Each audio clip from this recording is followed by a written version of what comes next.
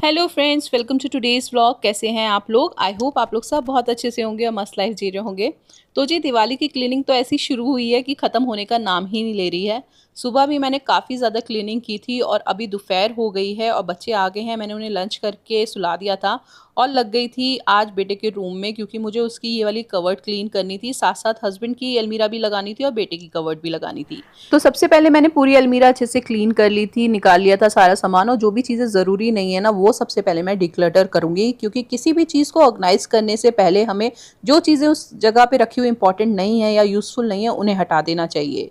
नहीं तो कभी भी आपका ऑर्गेनाइजेशन कंप्लीट हो ही नहीं सकता। तो सारी चीज़ें मैंने जो ज़रूरी नहीं थी वो सब हटा दी थी और अच्छे से इस तरीके से डस्टर से मैंने इस अलमीरा को क्लीन कर लिया था, क्योंकि धूल मिट्टी आ जाती है। तो वो अच्छे से क्लीन हो गई थी। फिर सारे सामान को मैंने सेक्शन वाइज अरेंज कर दिया था, जैसे गेम्स का, उसका स्टेशनरी का, उसका बुक्स का और बाकी जो भी एक्स्ट्रा चीज़ें होती हैं, जिससे कि उसे जो भी चीज़ की ज़रूरत है वो आसानी से उसे मिल पाए। लेकिन ये कवर्ड थोड़े ही दिन अच्छे से सेट रहती है, उसके बाद फिर ऐसी की ऐसी बिगड़ जाती है, क्योंकि स्वाभाविक बच्चा है और बच्चे इतनी अच्छी तरीके से कोई चीज़ मैनेज कर पाएँ वो तो पॉसिबल है नहीं। तो फिलहाल इतना लोड नहीं लेती हूँ। मेरा काम था साफ़ करना, तो मैंने कर दिया है। अभी जब दोबारा से गंदी होगी तो दोबारा से सेट कर देंगे। तो ये कवर्ड अच्छे से क्लीन हो गई थी। फिर हस्बैंड की भी अलमीरा मैंने लगानी थी। मैंने कुछ ऑर्गेनाइज़र मंगाए थे हस्बैंड की अलमीरा के लिए, क्योंकि इस तरीके से जब उनके कपड़े रखे होते हैं ना, तो प्रेस बहुत ज़्यादा ख़राब होती है कपड़ों की। तो बस ऑर्गेनाइज़र में सेक्शन वाइज अरेंज कर दिए थे। कैजुअल, ऑफिस वेयर, जो भी ट्रेडिशनल होते हैं, ट्राउजर्स वगैरह, सब उस तरीके से मैंने अरेंज कर दिए थे अच्छे से। और जो चीज़ें ज़्यादा यूज़ नहीं होती उन्हें बैग्स में रख दिया था। फिर उनका जो अंडरगारमेंट्स का ड्रॉअर वगैरह है, बेल्ट्स वगैरह जिसमें रखी रहती हैं, कैप वगैरह रखी रहती हैं, वो सब भी अच्छे से इस तरीके के ऑर्गेनाइजर में सेट कर दिया था। तो हस्बैंड की जो वार्डरोब थी अच्छे से अरेंज हो गई थी। उसके बाद बेटे की वार्डरोब के लिए मैं प्लास्टिक की बास्केट्स यूज़ करती हूँ और उसमें भी सेक्शन वाइज जो भी जिस तरीके के कपड़े होते हैं वैसे ही अरेंज करती हूँ। ये सब काम करते करते 5:30 बज गए थे और हस्बैंड आ गए थे आज बहुत जल्दी घर। तो मैं लग गई थी चाय बनाने में। और देखिए कितनी तेज़ धूप हो रही है, आप विश्वास नहीं करोगे कि 5:30 बजे इतनी धूप होती है। तो बस चाय बन के रेडी थी, अभी चाय छान लेते हैं। और आज हस्बैंड इसलिए जल्दी घर आ गए हैं क्योंकि उन्हें जाना है अपने ऑफिस की दिवाली पार्टी में। उनके बॉस के यहाँ आज दिवाली का गेट टुगेदर था। तो हमें भी इनवाइट किया गया था, लेकिन मैंने जाने के मना कर दिया, क्योंकि एक तो वो यहाँ से बहुत दूर है, तो सीएटिया वैसे ही जाते जाते बहुत परेशान हो जाती और फिर वो इतनी इरिटेट हो जाती है ना ट्रैफिक वगैरह में, कि कहीं भी जाके इंजॉय नहीं करती हैं, उल्टा परेशान ही करती हैं। तो मैं इसलिए नहीं गई थी, लेकिन हस्बैंड का जाना ज़रूरी था तो वो चले गए थे। हस्बैंड के जाने के बाद बच्चे भी उठ गए थे, तो उनको दूध वगैरह दे दिया था। फिर मैं लग गई थी घर के कामों में। ये कपड़े सूख गए थे तो सबसे पहले तो इन्हीं को उतार के अंदर रखूंगी। और उनके जाते जाते देखिए मौसम कितना चेंज भी हो गया था, मतलब मौसम नहीं, टाइम ही चेंज हो गया था। शाम हो गई थी तो अंधेरा अंधेरा सा होने लगा था। तो मैंने आके पर्दा हटा दिया था, रसोई का जो खिड़की था वो सब ओपन कर लिया था। और अभी ये दोपहर के बर्तन हैं, इन्हें मैं धो के रख दूंगी। इस टाइम पे ना सबसे ज़्यादा बच्चों के टिफ़िन वगैरह होते हैं धोने के लिए, क्योंकि दोपहर में आके सब टिफ़िन वगैरह निकलते हैं। लंच के बर्तन तो बहुत ही कम होते हैं, 1-2 प्लेट होती हैं बस हमारी, और कुछ नहीं। तो बस टिफ़िन सारे मैंने धो दिए थे।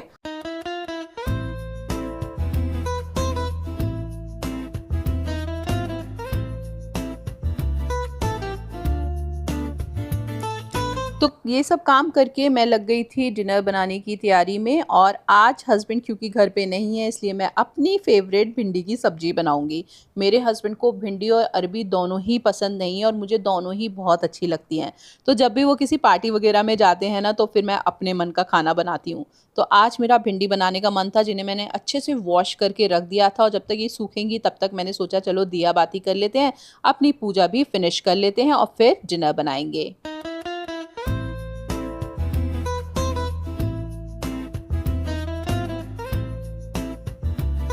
बस जी, पूजा वगैरह मेरी हो गई थी तो मैं फिर आ गई थी किचन में। और यहाँ पे आज मुझे ये ऑयल की बॉटल्स भी धोनी थी, तो इसमें मैंने गर्म पानी भर दिया था और इसके नॉब को भी मैंने गर्म पानी में भिगो दिया था।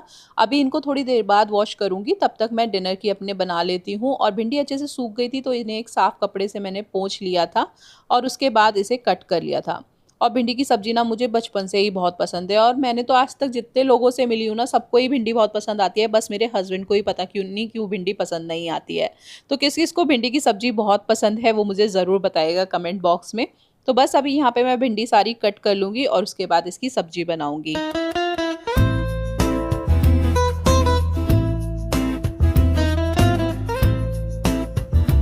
तो कभी-कभी तो मैं ऐसी ही सादी-सादी छौंक लेती हूँ भिंडी, लेकिन आज है ना प्याज़ डाल के बनाने का मन था, तो मैंने अच्छे से पहले प्याज़ को ऐसे स्लाइस करके कट कर लिया था और फिर बस सिंपल सा सरसों के तेल में जीरा, हींग का तड़का लगा के इसको छौंकेंगे। और साथ-साथ आज मैंने इसके बनाया था खीरे का रायता, क्योंकि जब सूखी सब्ज़ी होती है ना तो रायता मस्ट होता है, या तो कुछ दाल वग़ैरह हो या फिर रायता हो, तभी मज़ा आता है। सूखी सब्ज़ी के साथ ऐसे ही खाना खाने में ना मज़ा नहीं आता। बस सरसों के तेल में जीरा, हींग डाला, प्याज़ डाल दिया था, अच्छे से प्याज़ को हम फ्राई कर लेंगे और फिर इसमें भिंडी भी ट्रांसफ़र करके जो भी घर के बेसिक मसाले होते हैं वो सब डाल के अच्छे से कुक होने के लिए रख देंगे। भिंडी में मैं नमक और खटाई लास्ट में डालती हूँ, तो बस अभी बाकी के सारे मसाले डाल के मैंने इसे कुक होने के लिए छोड़ दिया था। और अभी मैं खीरे का रायता भी बना लूँगी, तो सिर्फ़ स्वाविक और मैं ही हैं घर में, तो बस थोड़ा-सा ही रायता बनाया था, छोटा-सा ही खीरा मैंने ग्रेट कर लिया था और इसे दही में डाल के जो भी रायते का मसाला होता है वो डाल लूँगी। और इसमें ना खीरे के रायते में मुझे तवे पे भुना हुआ जीरा, बिल्कुल अक्खा जीरा जो होता है ना, डाल के बहुत अच्छा लगता है। तो साबुत जीरे को मैंने तवे पे अच्छे से भून लिया था और फिर इसे रायते में मैं ट्रांसफ़र कर दूँगी और मेरा रायता भी बन के रेडी हो गया था। अब सब्ज़ी भी बन चुकी है, रायता भी बन चुका है, तो फटाफट से चलिए पराठे भी सेक लेते हैं।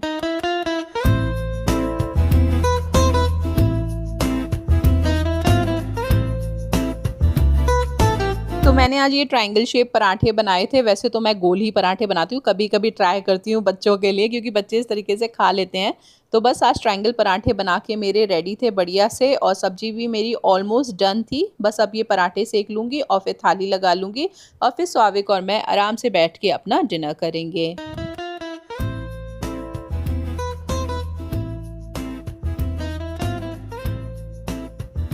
बस जी भिंडी पक चुकी थी, तो उसमें मैंने नमक डाल दिया था, एक बार अच्छे से और भून लिया था और फिर मैंने लगा ली थी खाने की थाली, भिंडी की सब्जी, खीरे का रायता और साथ में गरम-गरम पराठे। अच्छा, मेरा स्वाविक है ना दाल से तो रोटी वग़ैरह आराम से अकेले खा लेता है, लेकिन जब वो सूखी सब्जी होती है ना तो वो नहीं खा पाता है। वो बस पराठा ऐसे ऊपर से छुआ-छुआ के खा जाएगा सारा और सब्जी नहीं खाएगा। तो इसलिए ना मैं एक ही थाली में पूरा खाना लगा के ले आई थी, जिससे कि मैं उसे खिलाती भी जाऊँगी और वो अच्छे से सब्जी वग़ैरह खा भी लेगा।